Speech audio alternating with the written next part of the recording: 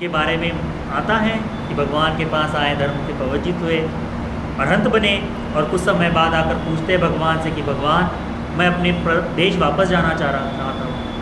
तो भगवान कहते हैं कि तुमने सुना है कि वहाँ के लोग बहुत हिंसक हैं, बहुत भड़कीले लोग हैं, वहाँ कैसे धर्म का काम करोगे? यदि वो तुम्हें बुरा भला कहने लगे तो क्या करोगे? तो कहते हैं कि भगवान मैं तो उनका शुक्रिया अदा करूँगा कि मैं उपदेश कर रहा हूँ और वो केवल मुझे बुरा भला कह रहे हैं, मुझे मार नहीं रहे। तो कहेंगे, फिर भगवान कहते हैं कि यदि वो तुमको लकड़ी से मारना शुरू कर दे तो क्या करोगे?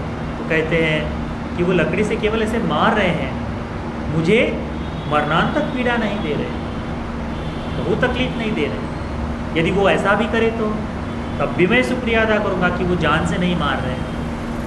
पूर्णबंदी को भगवान कहते हैं जान से मार दे तो कहते हैं कि मेरा जो इस जीवन में कार्य करना था, करनी, वो तो समाप्त हो गया। अब मुझे केवल जीवित रहना है धर्म के आश्रय। मृत्यु की इच्छा सब चाहते हैं, मुझे तो ऐसे ही प्राप्त हो जाएगा। तो भगवान कहते हैं कि साधु साधु तुम, यदि तुम्हारा धर्म के देशना के प्रति ऐसा रवैया है तो तुम निश्चित ही वहाँ जाओ, धर्म का उपदेश करो। तो वहाँ जाते हैं, फिर उपदेश करते हैं। कुछ ही समय बाद पूर्णबंदी जी को गए ज़्यादा समय नहीं हुआ, 500 अरहंत भिक्षु उस सुनापरांत में इकट्ठा हो जाते हैं। अरहंत भिक्षु गण पूर्णबंदी जी को मिलने के लिए भगवान बुद्ध जी स्वयं वहाँ जाते हैं, स्वयं जाते हैं।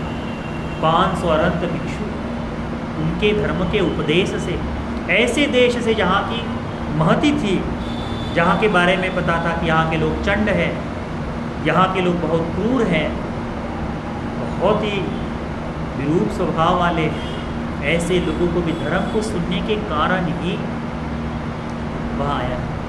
हम देखते हैं बुद्ध का धर्म पूरी दुनिया में गया किस कारण से? केवल धर्म का उपदेश करने के कारण ही।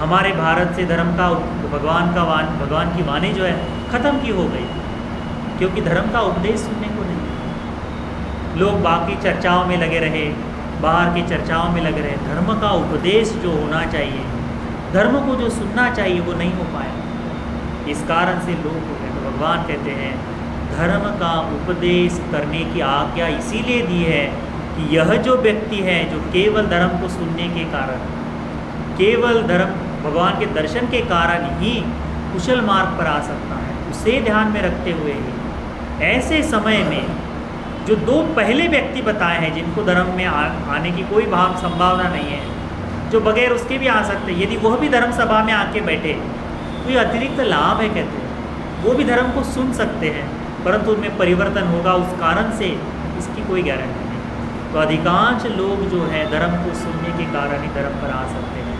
इनके लिए भगवान ने धर्म का उपदेश बताया। भगवान ने इन्हीं को ध्यान में रखते हुए कहा, चरत भिक्खवे चारिका बहुजन हिताय बहुजन सुखाय देशेत भिक्खवे धम्म आदि कल्याणं मज्ज कल्याणं पर्युषाण कल्याणं सात्तं सव्यंजनं केवलं परिपूर्णं ब्रह्मचर्यं प्रकाशे।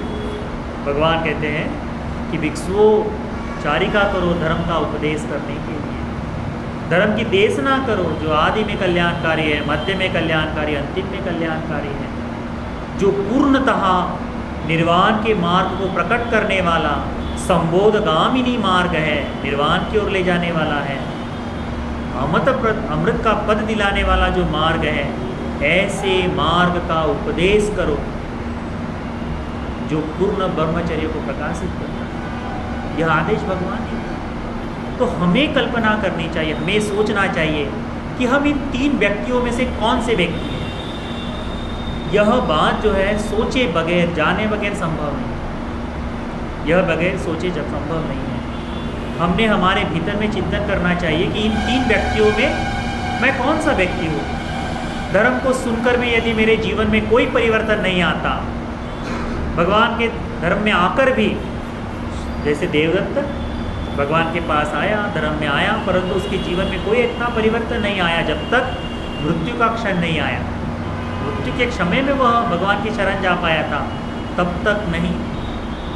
तो हमने सोचना चाहिए कि भगवान के धर्म में आकर भी मैं कौन सा व्यक्ति हूँ। पहला व्यक्ति हूँ कि भगवान के पास आकर बैठा तो हूँ, धर्म सुन भी रहा हूँ, परंतु धर्म से मुझे कोई सरोकार नहीं। क्या मैं दूसरा व्यक्ति हूँ कि सुनने को मिल रहा है, नहीं मिल रहा, फिर भी नहीं भी मिले तब भी मैं कुशल धर्म पर लगा हूँ। या तीसरा व्यक्ति हूँ कि भगवान ने कहा हिंसा पाप कर्म है तो मैं हिंसा छोड़ दूँ। भगवान बुद्ध जी ने कहा चोरी पाप कर्म है तो मैं चोरी छोड़ दूँ। भगवान ने कहा व्यभिचार पाप कर्म है तो मैं व्यभिचार छोड़ दूँ। भगवान ने कहा झूठ पाप कर्म है तो मैं झूठ छोड़ दूँ। भगवान ने कहा कि मैं ये दारू जो है, शराब मदिरा है, यह विनाश का कारण है, अकुशल का कारण है, तो मैं अकुशल छोड़ दूँ। तो इन तीन व्यक्तियों में मैं कौन सा बनना चाहिए? भगवान ने कहा माता पिता की सेवा करो। भगवान ने कहा श्रमणों का दर्शन करो।